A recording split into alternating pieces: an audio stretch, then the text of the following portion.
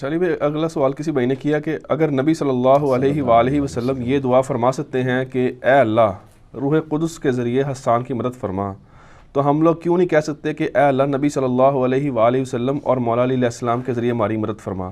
یہ تو وسیلہ اور وسیلہ شرک کیسے ہو گیا؟ نہیں، وسیلے کو کوئی شرک نہیں کہتا، یہ بالکل جھوٹ ہے۔ وسیلے کو جنہوں نے شرک کیا، سب سے پہلے میں نے اس کو رد کیا ہے۔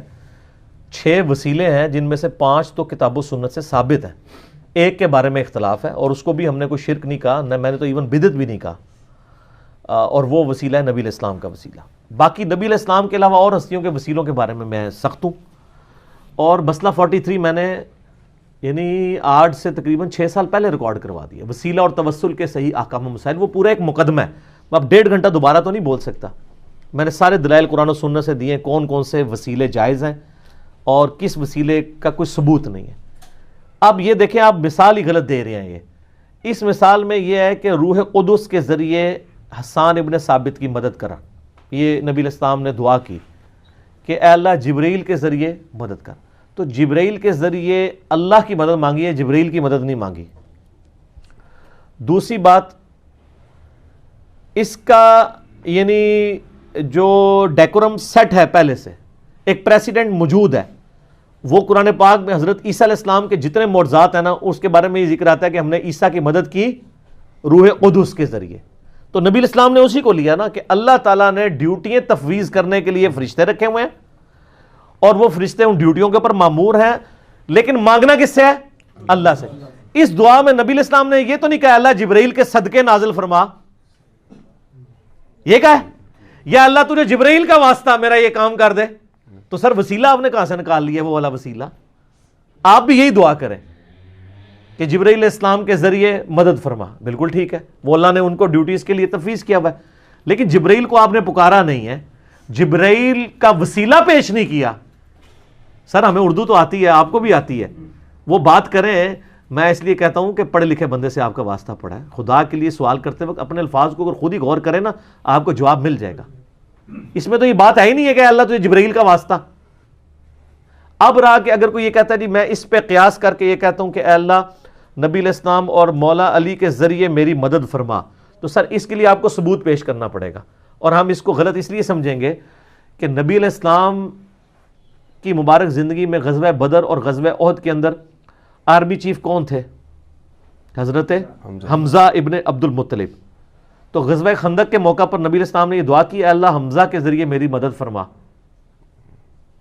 غزوہ خیبر کے موقع پہ کہا کہ اے اللہ حمزہ کے ذریعے میری مدد فرما، جیسا کہ تو نے بدر و احد میں مدد کی تھی، اس لیے کہ وہ دنیا سے جا چکے تھے، ان پہ موت آ چکی تھی، وہ آخرت کی زندگی میں چلے گئے تھے۔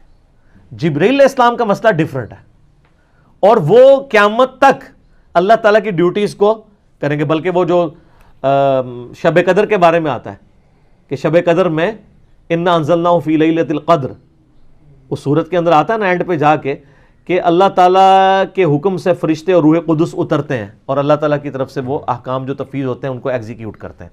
وہ تو آ رہے ہیں، وہاں پہ کسی صحابی کا، کسی نبی کا، کسی بزرگ کا، کسی جن کا ذکر موجود ہے، تو جن کی ڈیوٹیز آپ ان کے ساتھ بات کریں نا، ان کی ڈیوٹیاں آپ پہلے ثابت کریں کہ وہ یہ کرتے ہیں، تو پھر اگلی بات کریں۔ باقی استانت والا مسئلہ نمبر 3 میں نے دیکھ لیں، میں نے اس میں سب کچھ ڈسکس کیا ہے کہ دعا صرف اللہ ہی سے، یہ واسطہ اور وسیلہ ڈسکس ہی نہیں ہو رہا ہے اس کے اندر۔ آپ بھی یہی دعا کریں، ورنہ میں نے پھکی اور علمی اینٹی وینم دے دیا ان کو کہ نبی علیہ السلام کو خیبر کے موقع پر مولا علی کو نہیں بلانا چاہیے تھا، اسی کو بلانا چاہیے تھا جس نے غزوہ بدر اور غزوہ احد جتوائی ہوئی تھی، حمزہ کو وہ نہیں بلایا، اس لیے یہ بھی کہہ سکتے تھے اللہ حمزہ کی روح کے ذریعے مدد فرما۔ وہاں بھی قرآن پاک میں آپ کو سورۃ الانفال میں ملے گا، سورۃ آل عمران کے اندر، کہ نبی علیہ السلام کے ساتھ اللہ نے وعدہ کیا کہ میں فرشتوں کے ذریعے مدد کروں گا، تو فرشتے اللہ کے حکم سے نازل ہوئے نا۔ ہاں ابھی آپ دعا کر سکتے ہیں اللہ فرشتوں کے ذریعے مسلمان جو آرمیز ہیں ان کی کافروں کے مقابلے میں مدد فرما، تو بالکل ٹھیک ہے، لیکن آپ ونس وہ کام کریں گے جو آپ اپنی مرضی سے تو کام کو ہی نہیں سائن کر سکتے نا، اور وسیلہ تو پھر بھی ثابت نہیں ہوگا۔ وسیلہ تب ہوگا جب آپ کہیں، جب نبی علیہ السلام نے یہ کہا کہ اے اللہ تجھے روح قدس کا واسطہ، تجھے جبرائیل کا واسطہ، تجھے میکائیل کا واسطہ، تجھے اسرافیل کا واسطہ، یہ تو کوئی نہیں کہا۔ تو دیکھیں یعنی وہ بات میچ بھی کرنی چاہیے، اپنی طرف سے اپنا لقمہ تو قرآن و سنت کے منہ میں نہ ڈالیں نا۔ اس طریقے سے اگر آپ اینالوجی بنائیں گے تو پھر میں بھی انجینئرنگ کریں تھوڑی سی۔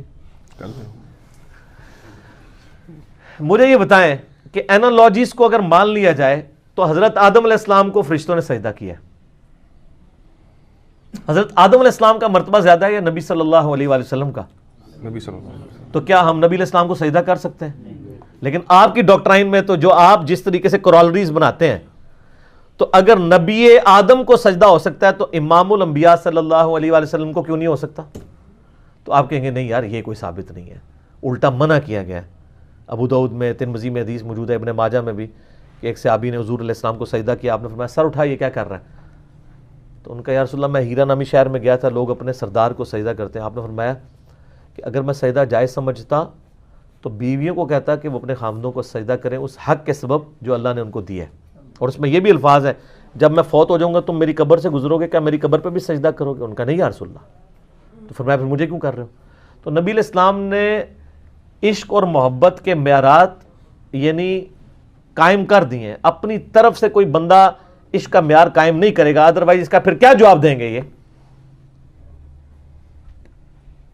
تو دین کے معاملات کو ہم نے دلائل کی بنیاد کے اوپر دیکھنا ہوتا ہے. باقی میرا مسئلہ نمبر 43 ہے، اس میں نے بتایا کہ اللہ تعالیٰ کے اسماء کا وسیلہ آپ پیش کر سکتے ہیں. قرآن پاک میں سورۃ الاعراف میں ہے وَلِلَّهِ الْأَسْمَاءُ الْحُسْنَى فَادْعُوهُ بِهَا، اللہ کے ناموں کے ذریعے اللہ کو پکارو. نیک اعمال کا وسیلہ پیش کر سکتے ہیں، وَاسْتَعِينُوا بِالصَّبْرِ وَالصَّلَاةِ سورۃ البقرہ میں ہے، صبر اور نماز کے ذریعے اللہ کی مدد چاہو. المدد یا نماز، المدد یا صبر نہیں ہے. اور وہ بخاری مسلم میں حدیث ہے 3 لوگ غار میں پھنس گئے، سب نے ایک ایک عمل کا وسیلہ پیش کیا تو وہ پتھر ہٹ گیا. تو نیک اعمال کا وسیلہ پیش کر سکتے ہیں. پھر کسی نیک آدمی سے دعا کروا سکتے ہیں جو سامنے موجود ہو، جیسے صحابہ کرام نبی علیہ السلام سے دعا کرواتے تھے. اور نبی علیہ السلام کی وفات کے بعد صحیح بخاری میں 1010 نمبر حدیث ہے 1010 کہ سیدنا عمر نے کہا اللہ جب تک تیرے نبی موجود تھے انا کننا نتوسل الیک بنبینا صلی اللہ علیہ وآلہ وسلم، ہم تیرے نبی کے ذریعے تیری طرف توسل اختیار کرتے تھے. اب ان کے چچا کو لے کے آئے، ان سے دعا کروائی اور بارش ہوگی. تو سامنے موجود ہے اس سے دعا کروائیں. پھر مقام وسیلہ کا ذکر بخاری مسلم میں آتا ہے، جو مقام وسیلہ کی دعا کرے گا اذان کا جواب دینے کے بعد، دروشی پڑھنے کے بعد، میری شفاعت اس کے لیے حلال ہو جائے گی. پھر نبی علیہ السلام کے تبرکات کا وسیلہ جو بخاری مسلم میں آتا ہے کہ صحابہ کرام آپ کا پسینہ لے جاتے تھے، آپ کا لعاب دہن مبارک، وضو کا بچا ہوا پانی چہرے پہ ملتے تھے، وہ جو آج تو اویلیبل اس طرح نہیں ہے. بال مبارک ہی مل سکتے ہیں.